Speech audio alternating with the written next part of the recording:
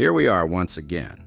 As the debate between President Biden and Donald Trump approaches, scheduled for next week, Donald Trump is deploying his supporters, including his daughter-in-law and his son, to appear on various television networks and shows.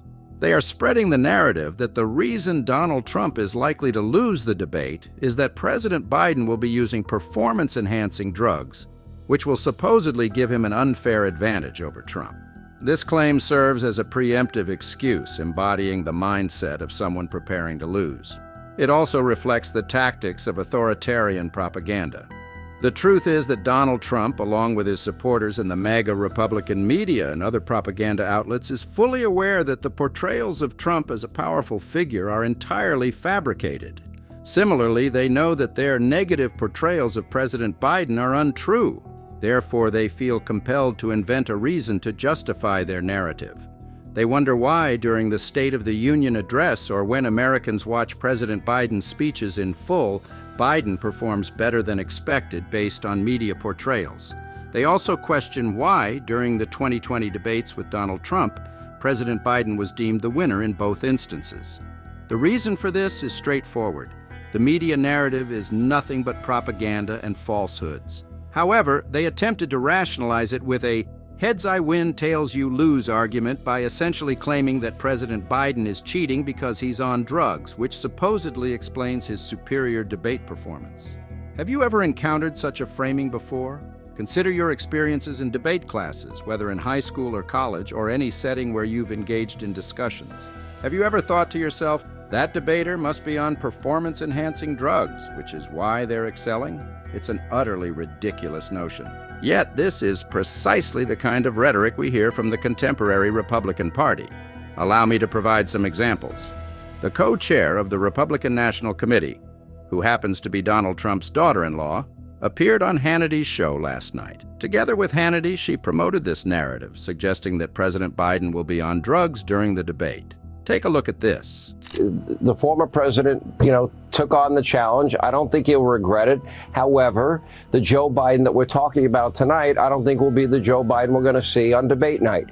I think the Joe Biden we see on debate night is going to be the guy that we saw at the State of the Union. He's going to be all hyped up, hyper caffeinated, whatever it is. It's interesting that 70% of the country does like the idea of drug testing. I like the idea. They do it to athletes. They do it to horses in horse racing. Why not do it to presidential candidates? I like the idea. 70% of Americans apparently agree with me. However, what do you expect for the debate? Yeah, well, this is nothing new, of course. The cards have always been stacked against Donald Trump since the day he came down the escalator to announce he was running for president as a Republican. Last night, Donald Trump enlisted his son, Don Jr., to propagate the same message. In fact, Don Jr. conducted an interview with Donald Trump's doctor, Ronnie Jackson. Interestingly, over the weekend, Trump referred to Dr. Jackson as Ronnie Johnson. Recall when Trump said, Dr. Ronnie Johnson, assuming everyone knew it was Jackson, not Johnson. He mentioned that Dr. Jackson administers cognitive tests to him, which he claimed to have aced, repeatedly emphasizing the name Ronnie Johnson. It's ironic that Trump frequently travels around the country boasting about passing dementia tests, yet he incorrectly named his own doctor while doing so this past weekend. In this interview, you'll hear Don Jr. and Dr. Ronnie Jackson discuss the notion that President Biden might be using Provigil or some regimen of drugs. Before showing you this clip, it's crucial to highlight a significant fact. There were over 4,180 known tablets of Provigil handed out like candy at the White House during Trump's tenure. Additionally, we know there were fentanyl patches, Versed, a date rape drug, ketamine, hydrocodone, morphine, and other potent drugs being liberally prescribed at the White House. This information came to light through a Department of Defense Inspector General investigation, which revealed the logs detailing this distribution. Therefore, it's evident that this is all about projection and confession from the MAGA crowd. So, from the other day, here you have Dr. Ronnie Jackson accusing President Biden of being on Provigil, with Don Jr. supporting this claim. I really think our only request, I don't even care if he sits down, but our only request should be to drug test him, right after it. I think the American people would deserve to know, what would be in his system to perhaps get him to function shortly. Because that is a 24-hour-a-day, 7-day-a-week, 365-day-a-year job. It is not I function for 15 minutes or half an hour because someone jacked me up with something to artificially make me feel present. As a doctor, what sort of cocktail could they put together for him in this debate? I mean, how does that work? I assume that exists. I'm not a doctor, but it doesn't seem like that would be too hard to pull off. And it also doesn't seem like the Democrats wouldn't be totally willing to do that to get, artificial results. It seems like it'd actually be exactly what they would do. Well, I think they've been experimenting with it for a while. We saw something going on during the State of the Union. I don't think it worked out exactly the way they wanted it to, because he was awake and alert, but he was just a screaming, angry old man, right? He still wasn't making any sense. So I don't know that that's a better look than, what they've got now. But there's some of these medications that are out there that help you with your cognitive ability, to think a little clearer. Now, none of them will do it for, long term. They all just are short-term effects, and they become less and less effective as time goes on. But those are drugs that were engineered for cognitive issues. Like Aricept and things like that for Parkinson's and Alzheimer's and some of those other cognitive disorders that, you see, folks, they see the advertisements on TV and stuff. So some of those are drugs that are engineered to try to help with your cognition. Some of them are just to make you more awake. There's the amphetamine type drugs like Adderall and things of that nature. And then there's things like Provigil, they're also just increase your alertness and stuff. So I think they're probably trying to find just the right mix of stuff that can, that can wake him up and make him a little bit more alert and a little bit more with it. And then something that hopefully will last long enough to make it through the debate. I think that's a big challenge for him. And I think that the State of the Union, we saw he was on something, but I don't think it worked out the way they wanted it to. So I don't know how they're tweaking it, but it'll be something. Now, let's discuss what Provigil is. For those unfamiliar with it, Provigil is a stimulant medication prescribed to treat excessive sleepiness resulting from narcolepsy, obstructive sleep apnea, and shift work sleep disorder. We all remember what was happening with Donald Trump during his criminal trial, where he was found guilty on 34 counts. He was frequently seen nodding off, falling asleep repeatedly. Then Dr. Ronnie Jackson, or as Trump sometimes referred to him, Dr. Ronnie Johnson, would visit. Following these visits, noticeable changes in Trump's behavior were sometimes observed, earning Dr. Jackson the nickname the Candyman. Just take a look at the prescription logs once more to understand the kinds of powerful drugs that were being handed out like candy in the Trump White House. These included fentanyl patches, Versed, a date rape drug, morphine, ketamine, and others.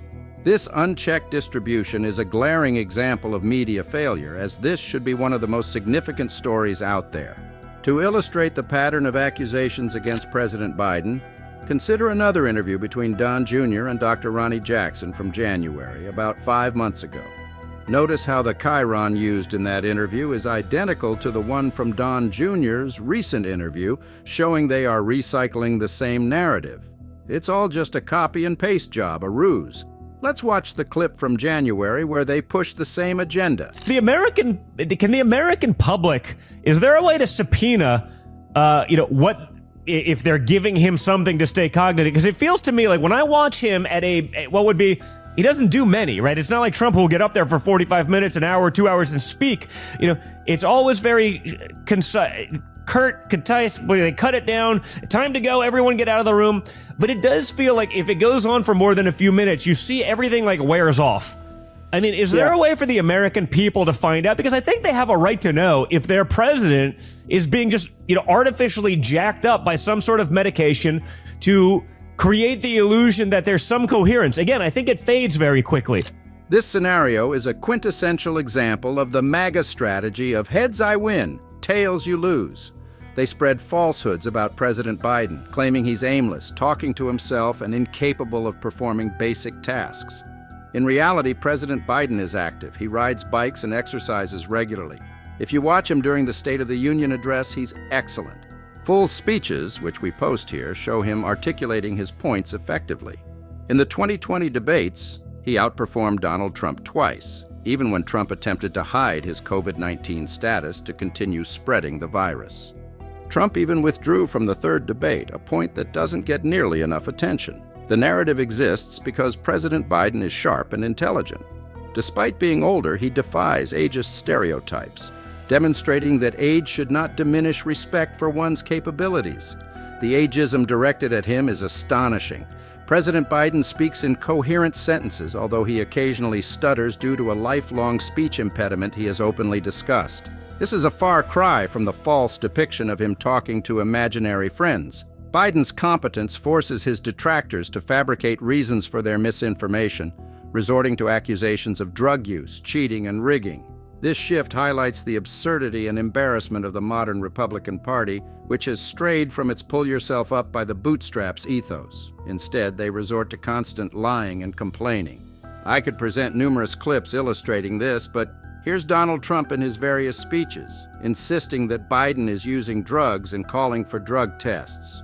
Can't find his way off a stage, can't put two sentences together, although he has agreed to debate, so I don't know, maybe they know something.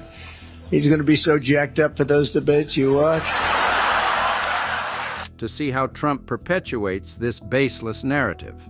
Following the State of the Union address, Donald Trump went public with the claim that President Biden's performance was due to drug use.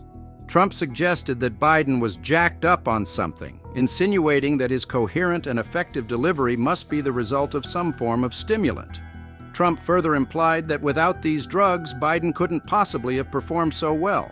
This baseless accusation reflects Trump's ongoing strategy to undermine Biden's credibility. Let's take a look at this clip where Trump makes these unfounded assertions. Gets up and makes a speech the other day. He's screaming at everybody like a lunatic.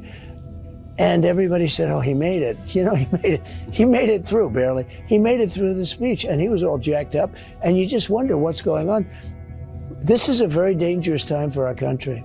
Once again, all of this rhetoric serves to distract from the fact that Donald Trump himself exhibits significant cognitive issues.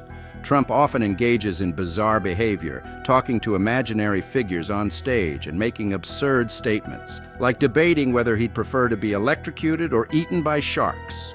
To illustrate this further, consider a recent interview with Raman Sirota, an editor at Variety. Sirota has written a book exploring how The Apprentice paved the way for Donald Trump's political career. Having interviewed Trump multiple times recently, Sirota shared some revealing insights on Morning Joe. Let's listen to what Raman had to say about Trump's cognitive state. The other thing that I think is really interesting, because I really got to know Donald Trump post-presidency, and I got to see what he was like. And over the weekend, he was talking about how Joe Biden needs to take a cognitive test. Joe Biden, isn't all there. Donald Trump had severe memory issues. As the journalist who spent the most time with him, I have to say he couldn't remember things. He couldn't even remember me. We spent an hour together in 2021 in May, and then a few months later, I went back to the White House, I went back to Trump Tower to talk to him about his time in the White House. And he had this vacant look on his face, and I said, do you remember me? And he said, no, he had no recollection of our lengthy interview that we had, and he wasn't doing a lot of interviews at that time. So I think that the American public really needs to see this portrait of Donald Trump, because this shows what he is like and who he is and who he has always been. I also want to show you this. This clip features Dr. David Shiner, who is not only known as Obama's former doctor, but is also a world-renowned physician. This interview dates back to 2019. During a time when Donald Trump was suddenly taken to the hospital under mysterious circumstances. The Trump White House concealed the reasons behind this unexpected visit. In this interview, Dr. Shiner explicitly states that there is something seriously wrong with Trump's cognitive functioning. As a medical professional, he finds the issues to be quite evident. Let's watch this clip to hear Dr. Shiner's expert opinion. So he has got some real risk factors. His inability to say words sometimes worries me tremendously. He is having trouble word finding when he said United States instead of United States. These aren't words, these aren't slips of the tongue. These are words, he can't find them. And this is happening over and over again. Comedians joke about it, but it's not a joking matter. I think there is a neurological issue that is not being addressed. And if he had an MRI of his head over there, I would be very pleased. And finally, we have Donald Trump making a rather surprising statement, claiming that he is going to lose the debates intentionally. This is a new and unexpected twist in his narrative. Trump asserts that losing the debates on purpose is part of his strategy. Let's take a look at the clip where Trump makes this peculiar claim. I'll lose the debate on purpose. Maybe I'll do something like that. Anyway, it's just truly pathetic. I've never witnessed a group of people who whine so incessantly about everything being rigged or unfair. They constantly claim that everything is a lie and that they are being unjustly treated. But when you look at the actual data and see their actions, the hypocrisy is glaring. For instance, there were 4,180 known tablets of Provigil prescribed at the White House and likely even more. They were also distributing fentanyl patches and ketamine. It's clear that everything they accuse others of doing is actually what they themselves are guilty of. Don't forget to hit subscribe. Thank you for your support.